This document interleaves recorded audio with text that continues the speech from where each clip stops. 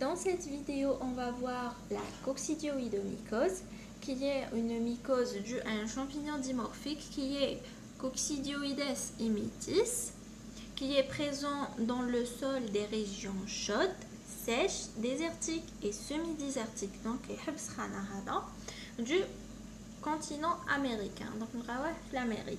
Il s'agit d'une infection opportuniste au cours du sida qui m'a les paracoccidioïdomycoses. Voilà.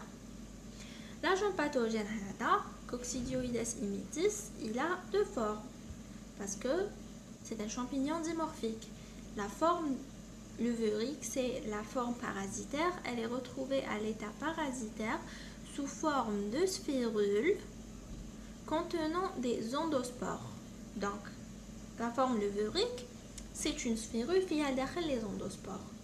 Pour la taille, elle est de 10 à 80 micromètres et les endospores sont de 3 à 5 micromètres. La forme filamenteuse, elle est représentée par les arthroconidies. Ont une taille de 2 à 5 microns. Et voici la morphologie du Coccidioidomyces immitis. Ici, on a la forme de levure. On a une sphérule, les endospores. Et pour la forme filamenteuse,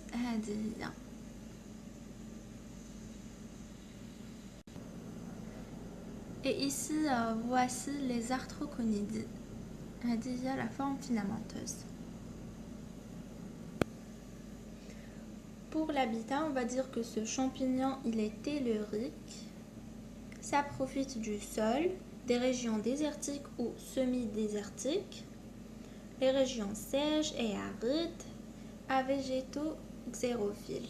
Le sol est à pH alcalin, donc nous avons la concentration de sel élevée. Après, pour le mode de contamination, la contamination est essentiellement par voie aérienne. L'inhalation de poussière contenant les spores, donc hydroloma à la poussière, et qui est rarement par inoculation. La clinique, on a la maladie, elle va évoluer sous deux formes. On a la forme primaire et la forme disséminée. Pour la forme primaire, elle est inapparente dans 60% des cas, mais le test d'intradermoréaction, il va être positif, mais il est asymptomatique. Ou bien on aura un syndrome grippal 40% des cas, ou bien on aura une atteinte pulmonaire, donc on aura des nodules les poumons. La forme disséminée, elle est pulmonaire. C'est le mode de contamination, il est aérien, il est directement les poumons, donc on aura l'aspect miliaire le poumon, méningé, cutané ou sous-cutané avec des lésions fistulisées chez les immunodéprimés. Ok, pour le diagnostic maintenant. Le diagnostic se fait avec des prélèvements, le liquide broncho-alvéolaire, le pus, le sang et des biopsies cutanées, pensées cutanées. Pour l'examen direct, on va voir la forme parasitaire, c'est-à-dire on va voir la levure. On va additionner la solution de KOH à 10% ou bien l'eau physiologique. On va mettre en évidence les sphérules, c'est-à-dire le champignon à l'état parasitaire, c'est-à-dire qu'on va voir la levure. Après, pour la culture, le milieu sabouro et chloramphénicol, additionné ou non à l'actidion, c'est-à-dire que l'actidion n'est pas obligatoire cette fois. L'incubation se fait de 25 à 30 degrés. On peut réaliser une rétroculture sur milieu spécifique pour la mise en évidence des endospores faites les conditions. C'est-à-dire on met le liquide qu'on verse avec 20% de CO2 et la température de 37 à 40 degrés Celsius et on va voir les sphérules. L'IDR, l'intradermoréaction, à la sphéruline et la coccidioïdine. Ou bien, donc le test d'intradermal réaction, le test sérologique l'électrocinérase ou bien l'ELISA. Et on peut faire l'inoculation à l'animal pour voir. Après, pour le traitement, ces mycoses vont être traitées avec de l'intraconazole, le dosage de 10 mg par jour, et du kétoconazole de 200 à 400 mg par jour pendant 6 jours. Et la surveillance clinique, radiologique et sérologique doit être maintenue 5 ans. Donc, le traitement et le traitement l'intraconazole et le kétoconazole pendant 6 mois. Après, pendant 5 ans, le patient les dire la sérologie et dire les radios, les poumons, etc. Et pour prévenir les rechutes. Maintenant, on passe aux pénicillioses à Penicillium marnefi. C'est une mycose due à un champignon dimorphique toujours, appelé Penicillium marnefi. Ce champignon est à l'origine d'infections disséminées, décrites essentiellement chez les patients sidéens, c'est-à-dire qui sont porteurs de VIH, originaires ou ayant séjourné en Asie du Sud, c'est-à-dire une période la Thaïlande, la Chine ou bien le Vietnam. L'agent pathogène, c'est un champignon dimorphique, Penicillium marnefi. Il a deux formes. Pour la forme parasitaire levérique, il s'agit d'une cellule levériforme de 2 à 3 micromètres sur 2 à 6,5 micromètres. Elle présente, en cas de division, un septum central. Donc, quand elle commence à se diviser, elle va présenter un septum central. C'est comme ça qu'on va la reconnaître facilement. Pour la forme filamenteuse, c'est une forme d'un mycélium hyalin septé de 2 à 2,5 micromètres de diamètre. On a des conidiophores dressés qui se terminent par un pinceau et sa taille est de 70 à 100 micromètres jusqu'à 190 micromètres de long.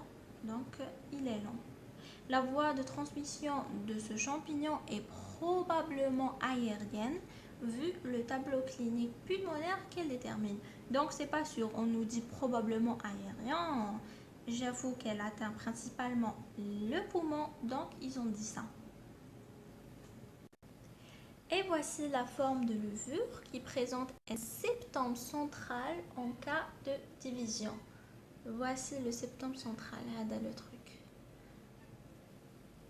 Et pour la forme filamenteuse, on a un mycélium septé, hyalin.